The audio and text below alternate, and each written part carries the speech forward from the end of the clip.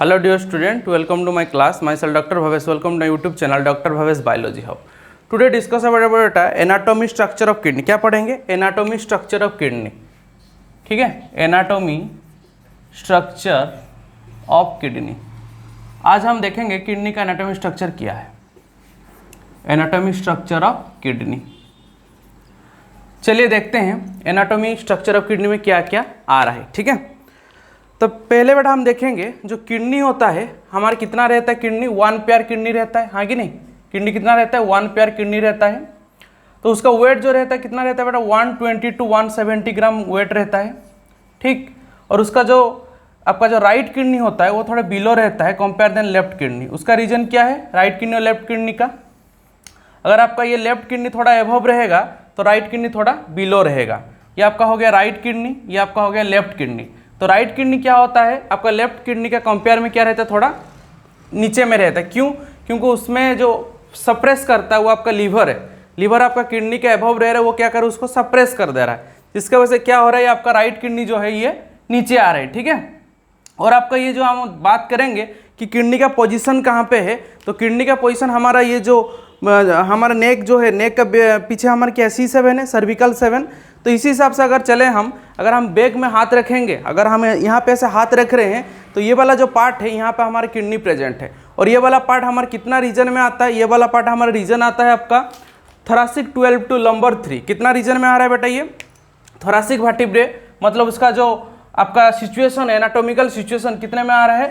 Thoracic 12 to lumbar 3, उसका बीच में आपका क्या आ रहा है? किडनी का सिचुएशन आ रहा है. ठीक है, थोरासिक T12 to लंबर 3 के बीच में आ रहा है. तो आपका ये जो किडनी है, किडनी आपका मेन फंक्शन क्या है? किडनी का मेन फंक्शन है एक्सक्रेशन. जो भी आपका मेटाबॉलिक वेस्ट होता है उसको क्या करता है? वो रिलीज आउट कर देता है मेटाबॉलिक वेस्ट को, हाँ कि नहीं. उसका साथ साथ अगर आप सबसे मेजर फंक्शन देखा है तो ऑस्मो रेगुलेशन, वाटर का बैलेंस करता है. ये प्रीवियस क्लास में आपको बता चुका हूँ फंक्शन ऑफ किडनी में.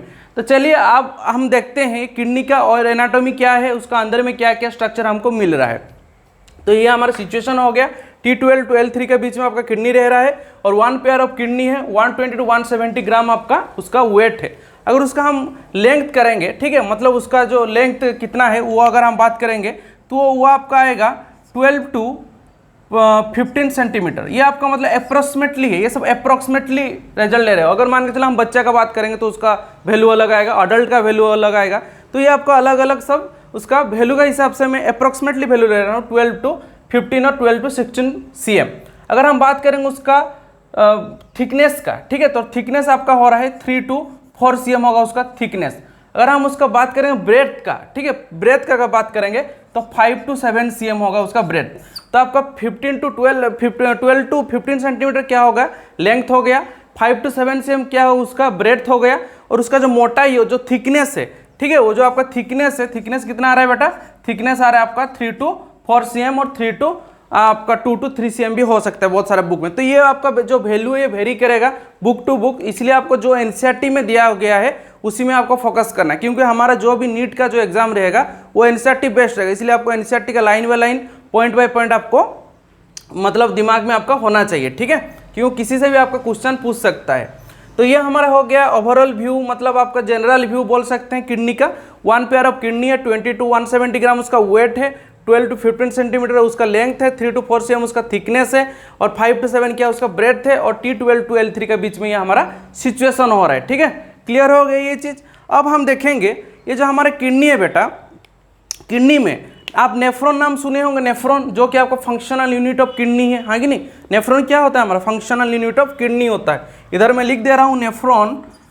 नेफ्रॉन क्या होता है? हमारा फंक्शनल यूनिट ऑफ किडनी होता है. फंक्शनल यूनिट ऑफ किडनी होता है नेफ्रॉन. जैसे आपका फंक्शनल यूनिट ऑफ लंग्स क्या है बेटा? एल्वियोली है. ठीक है, इस टाइप का फंक्शनल यूनिट ऑफ किडनी क्या है? हमारा नेफ्रॉन है.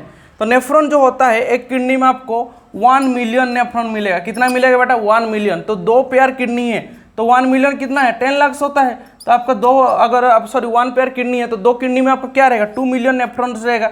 तो 2 मिलियन नेफ्रॉन्स किस में हेल्प करते हैं? आपका एक्सक्रेशन में हेल्प करते हैं, उसका साथ आपको वाटर बैलेंस में हेल्प करते हैं. ठीक है, तो आपकी जो किडनी है, तो किडनी अब हम देखेंगे तो किडनी जो होता है बेटा, यहाँ पे एक आपका ट्यूब लाइक 2 स्ट्रक्चर निकलेंगे. ऐसा 2 ट्यूब लाइक स्ट्रक्चर रहेंगे. ठीक है, इधर से भी आएगा, ठीक ना.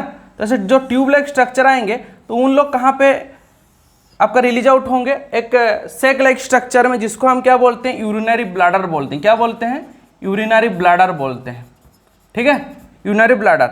यूरिनरी ब्लैडर के बाद आपका जो रिलीज आउट होता है यूरिन, जिसको हम क्या बोलते हैं बेटा, यूरेथ्रा बोलते हैं। क्या बोलते हैं, यूरेथ्रा, ठीक है। तो आपका यहाँ पे यूरेथ्रा में क्या होगा, ये रिलीज आउट हो जाएगा यूरेथ्रा में, ठीक ना। कहाँ पे रिलीज आउट हो जाएगा आपका, ये यूरेथ्रा में, ये आपका ऐसा रिलीज आउट हो जाएगा। अब हम देखेंगे आपका ये जो उसको डायग्राम को और अच्छे से बनाएंगे, उसको मैं मिटा दे रहा हूँ, ठीक है, और डायग्राम और अच्छा से होगा, तब आपको क्लियरली मतलब ये चीज़ समझ में आएगा। फिर आप अगर बुक पढ़ोगे तो आपका ये माइंड में कॉपी पेस्ट हो जाना चाहिए। जो भी आप पढ़ रहे हो एनसीईआरटी का, वो आपका कॉपी पेस्ट होना चाहिए, तब जाके आपका एमसीक्यू वगैरह आप सॉल्व कर पाओगे। तो देखो अब हम देखेंगे जो आपका जो किडनी है, ये जो आपका किडनी है उसका अब हम इंटरनल स्ट्रक्चर देखेंगे, ठीक है। ये मैं किडनी का ले रहा हूँ, जो कि आपका बीन शेप का हो रहा है। किडनी हमारा कैसा रहता है बेटा, बीन शेप का रहता है, राजमा दाल जैसा रहता है, बीन शेप का। तो आपको ये किडनी के अंदर आपको ऐसे 8 to 12, ठीक है, आपको ऐसा 8 to 12 आपको ऐसा स्ट्रक्चर मिल जाएगा। 8 to 12 क्या मिल जाएगा आपको, ऐसा स्ट्रक्चर मिल जाएगा, पिरामिडल स्ट्रक्चर, ठीक है। मैं डायग्राम को और अच्छे से कर दे रहा हूँ आप लोग के लिए, कि आप लोग अच्छे से ये चीज़ को समझ पाएँ करके, ठीक है। आपको ऐसा मैं ज़्यादा पिरामिड नहीं बना रहा हूँ, 3 to 4 पिरामिड बना के आप लोग को दिखा रहा हूँ कि ऐसा आपका 8 to 12 कितना रहता है बेटा, 8 to 12 आपका ये जो होता है उसको बोलते हैं रेनल पिरामिड। क्या बोलते हैं, रेनल पिरामिड। 8 to 12 आपको क्या रहेगा, रेनल पिरामिड रहेगा ईच किडनी में। तो ये जो रेनल पिरामिड है, रेनल पिरामिड जो होता है बेटा, ये कहाँ पे ओपन होता है आपका, माइनर कैलिक्स में ओपन होता है। इधर मैं आपको डायग्राम में शो कर दे रहा हूँ। इस टाइप का आपको क्या आएगा, ऐसा ऐसा करके आपका कैलिक्स आएगा, ठीक है। तो ये जो हो रहा है, ये आपका ये क्या हो गया, ये आपका ओपन कहाँ पे हो रहा है बेटा, माइनर कैलिक्स में ओपन हो रहा है, माइनर कैलिक्स। तो देन फिर माइनर कैलिक्स, ये जो आप देख रहे हो ये क्या है आपका, मेजर कैलिक्स है। ये क्या है आपका, मेजर कैलिक्स है। देन कहाँ पे जा रहे हैं आप बेटा, ये जो ब्रॉड स्ट्रक्चर देख रहे हो उसको हम क्या बोल रहे हैं, पेल्विस बोल रहे हैं। क्या बोल रहे हैं, पेल्विस बोल रहे हैं, ठीक है। तो ये जो पेल्विस है, पेल्विस से फिर ये क्या होगा, रिलीज आउट होगा आपका, ठीक है। ये आपका ऐसे रिलीज आउट होगा, यूरेटर होकर आपका जाता है। तो ये जो जहाँ पे रिलीज आउट होता है, जो डिप्रेशन आप देख रहे हैं, ये डिप्रेशन को हम क्या बोलते हैं, हाइलम बोलते हैं। क्या बोलते हैं, हाइलम बोलते हैं वो डिप्रेशन को, ठीक है। तो आपका किडनी क्या, ये उसका कॉन्वेक्स सरफेस है किडनी का, ये उसका क्या है, कॉनकेव सरफेस है कि नहीं। तो किडनी का 2 सरफेस आपको मालूम हो गया, convex surface and concave surface. तो ये जो डिप्रेशन आप देख रहे हैं उसको हम क्या बोल रहे हैं, हाइलम बोल रहे हैं। ये हाइलम में आपको बहुत सारा नर्व एंटर कर रहा है, बहुत सारा वेन एंटर कर रहा है, उसके साथ आपका आर्टरी एंटर कर रहा है। तो आपका जो आर्टरीज जो एंट्री करेगा, ठीक है, इधर से मैं आपको डायग्राम में और अच्छे से दिखा दे रहा हूँ। ये जो लेबलिंग है उसको हम इरेज कर दे रहे हैं। तो आपका ये जो किडनी में यहाँ से आपका क्या आ रहा है, ऊपर से आपका रेनल आर्टरी आ रहा है। क्या आ रहा है बेटा, रेनल आर्टरी आ रहा है, जो कि आपका एरोटा जो ब्लड को रिलीज आउट करता है, ठीक है। ऐसा आपका रेनल आर्टरी यहाँ पे ऐसा इन करेगा, ठीक ना। आपका ऐसे 2 किडनी में रेनल आर्टरी इन कर रहा है। उसका साथ साथ जो भी आपका जो डिटॉक्सिफाई जो प्रोडक्ट है वो कहाँ पे आपका रिलीज आउट होगा, तो आपका किडनी से रिलीज आउट होगा। तो यहाँ से क्या रिलीज आउट होगा बेटा, रेनल वेन रिलीज आउट होगा, हाँ कि नहीं। क्या रिलीज आउट होगा आपका, यहाँ से रेनल वेन रिलीज आउट होगा, जो कि आपका ऐसा रहता है रेनल वेन, हाँ कि नहीं, जो कि कैसा रहता है बेटा, ऐसा ब्लू कलर का किया हूँ, मतलब डीओ। एक चीज़ आपको हमेशा मैं बताता हूँ, बायोलॉजी में ब्लू कलर यूज किया जाता है किसके लिए, आपका कोई भी टॉक्सिक चीज़ के लिए। रेड कलर आपका ब्लड के लिए, और नर्व के लिए क्या यूज करेंगे, येलो कलर। ये एनाटॉमिकल स्ट्रक्चर रिप्रेजेंट करने के लिए तरीका होता है, ठीक है। जब आप हायर कॉलेज वगैरह जाओगे, MBBS BDS जो भी पढ़ोगे, आपको जब डायग्राम में दिखा जाएगा तब इस टाइप का कलरेशन से दिखा जाएगा, तब जाके आपको ये चीज़ पता चलेगा कि ये नर्व का बात कर रहा है, जो कि येलो कलर का रहेगा।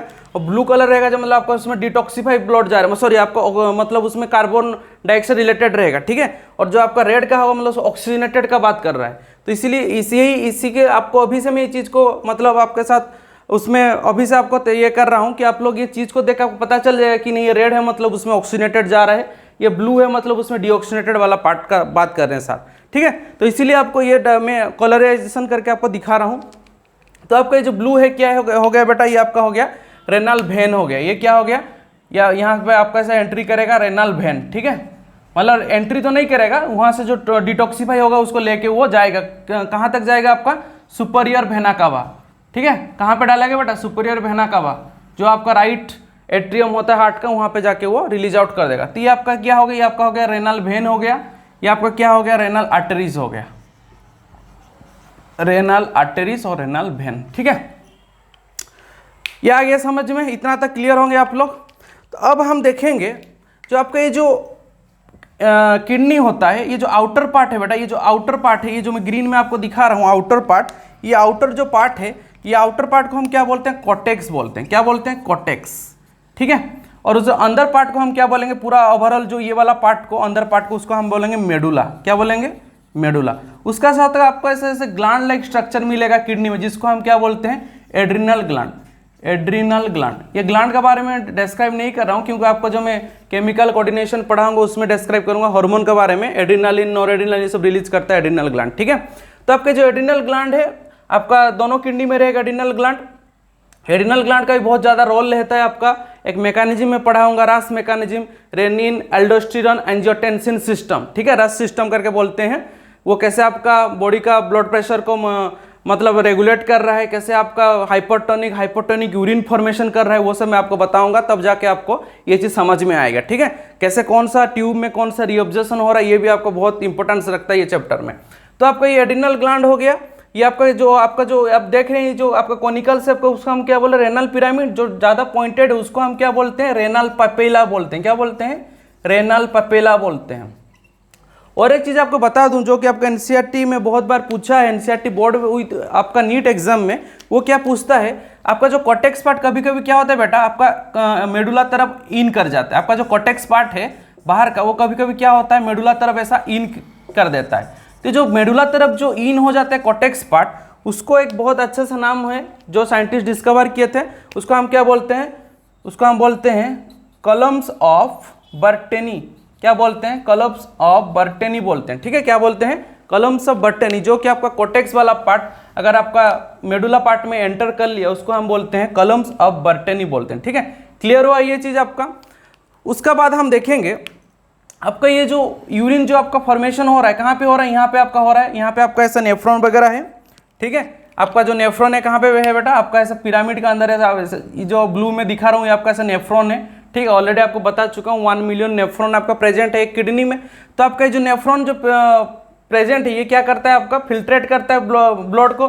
ब्लड का फिल्ट्रेट से आपका यूरिन बनता है। ये चीज़ आपका इंपॉर्टेंस है, ये चीज़ आप दिमाग में सेट कर दो ये कॉन्सेप्ट को। ब्लड से आपका यूरिन बनता है, लेकिन यूरिन में अगर आपका ब्लड आ गया तो वो क्या है आपका? वो आपका मतलब एक डिसएडवांटेज है, आप बोल सकते हो। वो आपका एक बॉडी का एक कमजोर पार्ट, आपका कुछ ना कुछ आपका किडनी रिलेटेड उसमें आपको प्रॉब्लम शो करेगा। तो ब्लड से अगर यूरिन रिलीज हो रहा है तो उसको हम क्या बोलते हैं? उसको हम ब्लड से अगर आपका यूरिन रिलीज हो रहा है तो वो आपका जो होता है वो आपका बहुत मतलब पेनफुल होता है उसका साथ साथ, ठीक है। और अगर ब्लड में अगर आपको ग्लूकोज भी जा रहा है, जिसको हम क्या बोलते हैं? ग्लाइकोसूरिया बोलते हैं, वो भी आपका एक, उसको हम पढ़ाएंगे जब आपका डिसऑर्डर ऑफ किडनी पढ़ाएंगे, तब ये चीज़ आपको बताएंगे। बस इसलिए आपको कंसेप्ट क्लियर करने के लिए बोल दे रहा हूँ। आपका ब्लड से क्या हो रहा है? आपका यूरिन फॉर्मेशन हो रहा है, उसका भी प्रोसेस वगैरह है, अल्ट्रा फिल्ट्रेशन, सिलेक्टिव रीऑब्जर्वेशन एंड आपका ट्यूबुलर सिक्रेशन। तो ये प्रोसेस में आपका क्या हो रहा है? किडनी से आपका क्या हो रहा है बेटा? किडनी से आपका ये यूरिन फॉर्मेशन हो रहा है, ठीक है। और ब्लड से ही आपका ये फिल्ट्रेट होता है। तो बहुत लोग सोचते हैं कि पानी से यूरिन बनता है, पानी से यूरिन नहीं बनता है। कहाँ से बनता है? ब्लड फिल्ट्रेट होने के बाद यूरिन बनता है। तो इसीलिए हमको ज़्यादा से ज़्यादा डेली कितना वाटर कंज्यूम करना चाहिए? 5 लीटर मिनिमम, ठीक है। उससे ज़्यादा होगा भी तो चलेगा, 6 लीटर भी चलेगा, लेकिन मिनिमम 5 लीटर हमको वाटर कंज्यूम करना चाहिए, क्योंकि हमको ऑस्मो रेगुलेशन मेंटेन करना है बॉडी का, ठीक है। तो ये आपका हो गया कंसेप्ट थोड़ा बहुत। अब हम देखेंगे आपका ये जो आपका जो किडनी का अंदर वाला पार्ट है बेटा, तो किडनी का जो अंदर वाला पार्ट अगर हम देखेंगे तो हमको नेफ्रॉन शो करेगा। क्या शो करेगा? नेफ्रॉन। तो नेफ्रॉन को हम क्या बोलेंगे? हम ट्यूबुलर नेफ्रॉन बोलते हैं और यूरिनिफेरस ट्यूबुल्स भी बोलते हैं। क्या बोलते हैं? ट्यूबुलर नेफ्रॉन और यूरिनिफेरस ट्यूबुल्स भी बोलते हैं। यूरिनिफेरस ट्यूबुल, यूरिनिफेरस ट्यूबुल क्यों? क्योंकि यूरिन फॉर्मेशन कर रहा है, इसीलिए उसको हम क्या बोलते हैं? यूरिनिफेरस ट्यूबुल बोलते हैं। और study of kidney known as nephrology. क्या बोलते हैं? नेफ्रोलॉजी। कहीं पे अगर रेनल और नेफ्रॉन्स का वर्ड आया, मतलब समझ लेना किडनी रिलेटेड का बात कर रहे हैं, ठीक है। नेफ्रोलॉजी और आपका रेनल, ठीक है, रेनल अगर वर्ड आया तो उसमें समझ लेना आपका किडनी रिलेटेड का बात चल रहा है। तो आपका ये हो गया किडनी के बारे में ओवरव्यू। अब थोड़ा आगे बढ़ते हैं, ठीक है, और कुछ आपको अच्छा अच्छा कॉन्सेप्ट वगैरह बताएंगे जो आपको मजा आने वाला है सुनने में।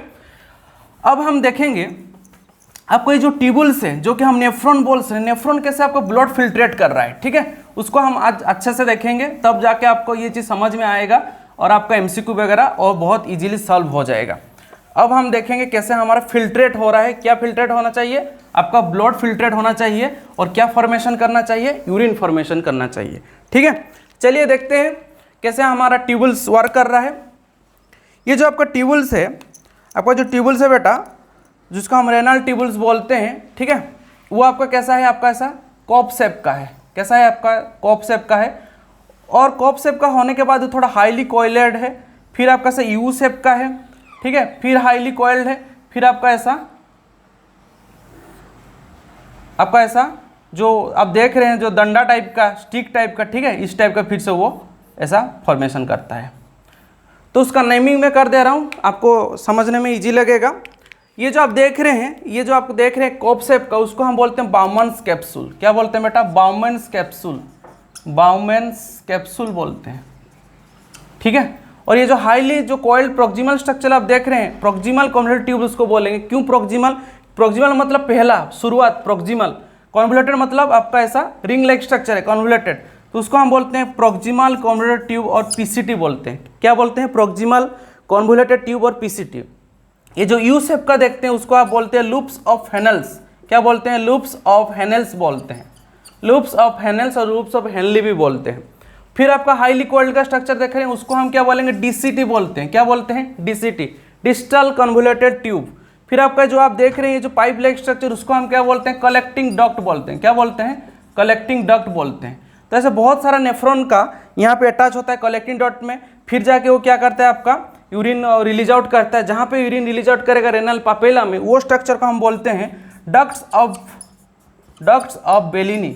एक डक्ट्स आप पढ़े डक्ट्स ऑफ बार्टेनी, और एक डक्ट्स है जो कि आपका डक्ट्स ऑफ बार्टेनी क्या है, जो आप कोटेक्स पार्ट मेडुला में एंटर कर रहा है, उसको बोलते हैं डक्ट्स ऑफ बार्टेनी।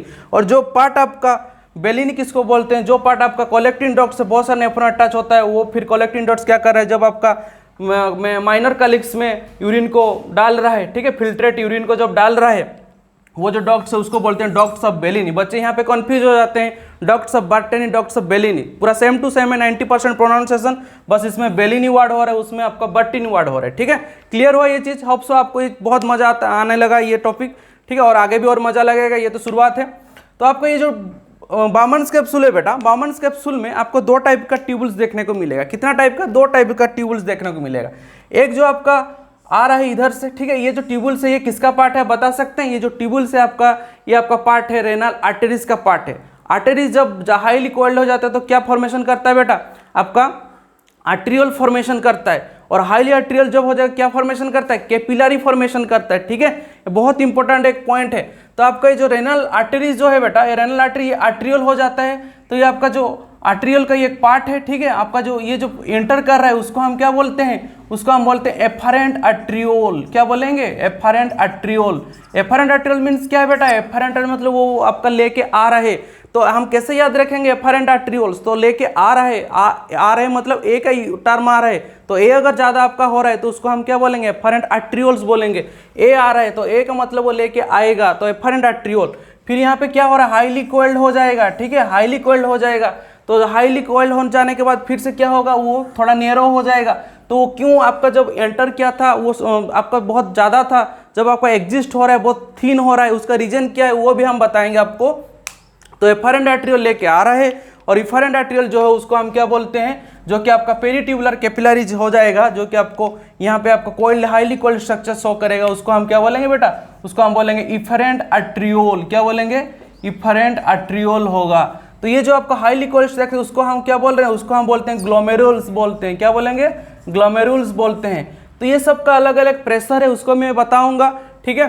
तो आपका ये जो बाउमन्स कैप्सूल है, बाउमन्स कैप्सूल में बेटा दो टाइप का लेयर दिखाया जाता है। एक जो आपका होता है पेरिटल लेयर, ठीक है, जो कि आपका स्क्वामस एपिथेलियम मेडअप करता है। क्या मेडअप होता है? स्क्वामस एपिथेलियम आपका उसमें बना रहता है, जिसको हम बोलते हैं पेरिटल लेयर। और एक लेयर रहता है बेटा जो कि आपका ऐसा लेग, जो आपका लेग तो नहीं, आपका फिंगर का आप बोल सकते हैं, फिंगर लेग स्ट्रक्चर आपका ऐसे शो करेगा, जो सेल को हम क्या बोलते हैं? पोडोसाइट्स बोलते हैं। क्या बोलते हैं बेटा? पोडोसाइट्स। और आप देख पाते होंगे ये जो आप मैं बनाया हूँ उसमें थोड़ा बहुत आपको ऐसा गैप मिल जाएगा, ठीक है, ऐसा गैप मिल जाएगा। क्यों गैप मिल रहा है? क्योंकि जो फिल्ट्रेट है ये उसको वो क्या करेगा? उसको एब्जॉर्ब करेगा। ये जहाँ पे यहाँ पे जो फिल्ट्रेट होगा उसको वो खींचेगा नीचे की तरफ, ठीक है। तो ये जो सेल्स है, स्पेशलाइज सेल्स है, तो स्पेशलाइज सेल्स को हम क्या बोलेंगे? उसको हम बोलेंगे पोडोसाइट्स। क्या बोल रहे हैं बेटा? पोडोसाइट्स। ये पोडोसाइट्स क्या होता है? आपका फिंगर लाइक प्रोजेक्शन होता है, और फिंगर लाइक प्रोजेक्शन से क्या करता है? वो आपका ब्लड को मतलब जो फिल्ट्रेट होता है ग्लोमुलर फिल्टर उसको एब्जॉर्ब करता है, ठीक है। और जो आपका जो गैप हो जाए उसको हम क्या बोलेंगे, स्लिट पोर बोलेंगे। क्या बोलेंगे, स्लिट पोर बोलेंगे। तो ये आपका मेजर स्ट्रक्चर हो गया नेफ्रॉन का। अब हम देखेंगे ये जो आपका नेफ्रॉन है, ये जो आपका यहाँ पे जो आपका प्रोक्सिमल कोरोनरी ट्यूब होता है, यहाँ पे क्या होता है, यहाँ पे भी आपका एक आपका एपिथेलियम होता है, ठीक है। क्यूबिडल एपिथेलियम रहेगा। क्या रहेगा बेटा, क्यूबिडल एपिथेलियम रहेगा। लेकिन ये जो क्यूबिडल एपिथेलियम रहेगा उसमें आपको क्या मिलेगा, माइक्रोविली रहेगा। मतलब जो सेल रहेगा ऐसे आपका माइक्रोविली रहेगा। आपको मैं जब स्ट्रक्चरल ऑर्गेनाइजेशन एनिमल्स पढ़ाए तो उसमें बस टिश्यू का बारे में बताया था कि माइक्रोविली क्यों रहता है। माइक्रोविली रहने का मेन रीजन क्या है, माइक्रोविली रहने का मेन रीजन है क्योंकि उसका सरफेस एरिया इंक्रीज होगा। जब सरफेस एरिया आपका इंक्रीज होगा तब आपका क्या हो, ज़्यादा से ज़्यादा आपका फूड एब्जॉर्ब होगा। वही आपका जो माइक्रोविली कहाँ पे प्रेजेंट रहता है, आपका इंटेस्टाइन में प्रेजेंट रहता है, ठीक है। तो सरफेस एरिया इंक्रीज होने के लिए हम क्या कर रहे हैं, हम आपको माइक्रोविली जो स्ट्रक्चर है ये आपका प्रेजेंट हो रहा है कहाँ पे, पीसीटी में। ये जो पीसीटी जो ट्यूब है, ठीक है, ये जो आपको हाईली कोल्ड ट्यूब है उसमें आपको क्या मिल जाएगा, उसमें आपको माइक्रोविली मिल जाएगा। और माइक्रोविली कैसा रहेगा, क्यूबिडल रहेगा, ठीक है। क्यूबिडल एपिथेलियम का माइक्रोविली रहेगा, मतलब लाइक दिस। ये जो मैं डायग्राम आपको दिखा रहा हूँ यहाँ पे, ठीक है, इस टाइप का आपका एपिथेलियम का रहेगा। इस टाइप का एपिथेलियम आपको पीसीटी में मिल जाएगा। डीसीटी में भी आपका माइक्रोविली मिलेगा, लेकिन डीसीटी में इतना अमाउंट ऑफ माइक्रोविली नहीं मिलेगा, लेकिन आपका पीसीटी में माइक्रोविली बहुत रहेगा जो कि आपका क्यूबिडल एपिथेलियम का रहेगा, ठीक है। क्लियर हो ये चीज़। ये आपका लूप ऑफ हेनल्स है, ये आप साइंटिस्ट का नाम पे लूप ऑफ हेनल्स। तो ये जो इफरेंट आर्ट्रियोल है, आप बताओगे इफरेंट आर्ट्रियोल कहाँ जाएगा, इफरेंट आर्ट्रियोल कहीं नहीं जाएगा। क्या करेगा इफरेंट आर्ट्रियोल, ये आपका क्या करेगा इफरेंट आर्ट्रियोल, इसमें आपको क्या होगा, ऐसा ट्यूब बना देगा। मतलब उसको जो आपका ट्यूब मतलब क्या बना देगा, उसमें एक सराउंडिंग स्ट्रक्चर बना देगा लूप ऑफ हेनल्स में, जिसको हम क्या बोलते हैं, जिसको हम बोल रहे हैं यहाँ पे पेरी ट्यूबुलर कैपिलरीज नेटवर्क। क्या बोलेंगे, पेरी ट्यूबुलर कैपिलरी नेटवर्क बोलेंगे, ठीक है। और आपका 10 to 15% जो रहता है आपका नेफ्रॉन में, उसमें क्या होता है, उसमें आपका यहाँ से एक ब्रांच निकलता है, ठीक है। यहाँ पे एक ब्रांच निकलता है जो कि आपका लूप ऑफ हेनल के साथ साथ ये भी आपका ऐसे यू शेप बनाता है, जिसको हम क्या बोलते हैं, जिसको हम बोलते हैं भाषा रेक्टा। क्या बोलेंगे बेटा, भाषा रेक्टा बोलते हैं। क्या बोलते हैं, भाषा रेक्टा बोलते हैं, ठीक है। तो इस टाइप का हमारा नेफ्रॉन का स्ट्रक्चर है। और हमारा एक किडनी में 1 मिलियन नेफ्रॉन है। आप सोच पाते हो कि कितना हाईली कोइल्ड स्ट्रक्चर है और कितना हाईली मतलब आपका कॉम्प्लिकेटेड स्ट्रक्चर हमारा बॉडी में प्रेजेंट है। तो इसीलिए आपको किडनी का भी बहुत ज़्यादा ध्यान रखना चाहिए, हेल्दी फूड खाना चाहिए, ठीक है। अब बहुत जिन लोग का किडनी वीक हो जाता है उनको डायलिसिस करना पड़ता है, और डायलिसिस जो होता है बार बार डायलिसिस करने पे आपका बॉडी का ऑर्गन फेलियर होने का भी चांसेस है। तो किडनी ज़्यादातर आपका फेलियर होता है डायबिटीज़ पर्सन में। जो डायबिटीज़ पर्सन तो किडनी फेलियर उसका एक पहला मतलब उसका ऑब्जर्वेशन है, ठीक है। जो हाईली जो डायबिटिक पेशेंट है उनका किडनी फेलियर ज़्यादा से ज़्यादा होता है। तो ये था आपका किडनी के बारे में, मतलब नेफ्रॉन का बारे में, ठीक है। किडनी तो उसका आपका एक ओवरऑल पार्ट होगा, लेकिन हम अब उसका जो मतलब स्ट्रक्चरल और फंक्शनल यूनिट है उसके बारे में हम बात कर रहे हैं नेफ्रॉन के बारे में, ठीक है। अब हम देखेंगे ये आपका मतलब नेफ्रॉन के बारे में ओवरऑल आपको मैं बता दूं, ये तो कलेक्टिंग डट हो गया, ठीक है। और यहाँ पे आपको और ज़्यादा कुछ स्ट्रक्चर बताने का ज़रूरत नहीं है, इतना आप स्ट्रक्चर नेफ्रॉन के बारे में जान लो, ठीक है। जो भी मैं बनाया हूँ, जो भी आपको बताया हूँ वीडियो में, उसको नोट डाउन करो, ठीक है।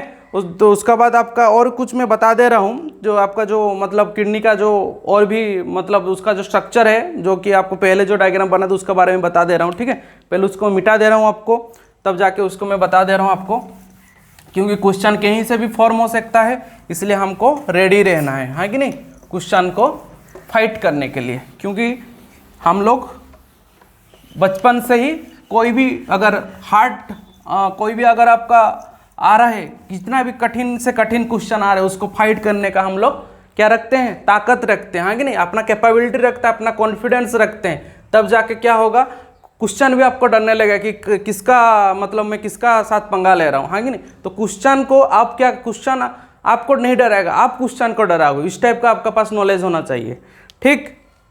तो हम जो आपको दिखाए थे बेटा किडनी का, ये आपको ऐसे किडनी का दिखाए थे हम, हाँ कि नहीं, सॉरी आपको ऐसे हम किडनी का दिखाए थे। तो ये जो किडनी का यहाँ से आपका क्या हो रहा है, यूरेटर रिलीज हो रहा है। ये जो आपका क्या है, ये आपका यूरिनरी ब्लैडर है। तो यूरिनरी ब्लैडर में आपको हम बता दूं 500 to 700 ml आपका किडनी, सॉरी आपका 500 to 700 ml क्या रहेगा आपका, वो यूरिन स्टोर करने का कैपेसिटी है, ठीक है। और ये जो आपका यूरेथ्रा है, यूरेथ्रा आपका मेल में थोड़ा ज़्यादा बड़ा रहता है, 12 सेंटीमीटर और 15 17 16 भी रहता है, 16 सेंटीमीटर, ठीक है। 16 सेंटीमीटर आपका बॉयज़ में रहेगा, और आपका गर्ल्स में जो रहता है, गर्ल्स में रहता है आपका 4 सेंटीमीटर रहेगा। ये जो आपका है ना, ये जो आपका है यूरेथ्रा, ठीक है, यूरेथ्रा ये आपका ज़्यादा रहता है किसमें, 16 सेंटीमीटर बॉयज़ में और 4 सेंटीमीटर गर्ल्स में, इसीलिए गर्ल्स लोग को ज़्यादा थोड़ा यूरिनरी इन्फेक्शन हो जाता है, ठीक है। आपको अभी भी देखे होंगे तो गर्ल्स लोग का यूरिनरी इन्फेक्शन थोड़ा ज़्यादा होता है, क्योंकि उनका जो यूरेथ्रा रहता है, जहाँ पे उनका यूरिन एक्सक्रेट होता है, वो बहुत छोटा सा ट्यूब है, ठीक है, मतलब उसका जो लेंथ है वो छोटा है, इसलिए उनको ज़्यादातर आपका क्या होता है, यूरिन इन्फेक्शन होता है कंपेयर देन बॉयज़। तो आपका यूरेथ्रा हो गया, ये आपका यूरिनरी ब्लैडर हो गया। तो यूरिनरी ब्लैडर में आपका एक मसल्स रहेगा, ये भी तो एक मस्कुलर स्ट्रक्चर है ना, उसमें एक स्मूथ मसल रहेगा, जिसको हम आपका बोल सकते हैं ट्रांजिशनल एपिथेलियम मसल्स रहता है। क्या रहता है, ट्रांजिशनल एपिथेलियम रहता है। तो ट्रांजिशनल एपिथेलियम का क्या फंक्शन है बेटा, स्ट्रेच करेगा वो, ठीक है, स्ट्रेच करेगा। जैसे आपका मतलब ये ब्लैडर फिलअप हो जाएगा तो वो पुश करेगा कि नहीं अभी यूरिन को आउट करना है, पास करना है। तो ट्रांजिशनल एपिथेलियम जो है, तो ट्रांजिशनल एपिथेलियम का मसल्स का नाम क्या है, डेट्रोस मसल्स। क्या बोलते हैं, डेट्रोस मसल्स। बहुत बार आपका नीट में पूछा है, डेट्रोस मसल्स बोलते हैं, जो कि आपका यूरिनरी ब्लैडर में रहता है, इसलिए उसको मैं 5 स्टार कर दे रहा हूँ, 3 4 5 स्टार कर दे रहा हूँ, मतलब ये बहुत बहुत इंपॉर्टेंट है, ठीक है। डेट्रोस मसल ले रहा है, जो कि आपका 500 to 700 ml जो आपका यूरिनरी होने के बाद वो क्या, तो स्ट्रेच करेगा, तब जाके जब ये स्ट्रेच करेगा तब ये क्या होगा बेटा, ये आपका रिलैक्स हो जाएगा, तब आपका यूरिन पास आउट हो जाएगा। जब ये आपका रिलैक्स में है तब ये क्या होता है आपका, ये आपका ऐसा मतलब आपका ये स्ट्रेच करता है, ठीक है। तो इस टाइप का आपका कोऑर्डिनेशन के साथ साथ आपका यूरिन पास होता है।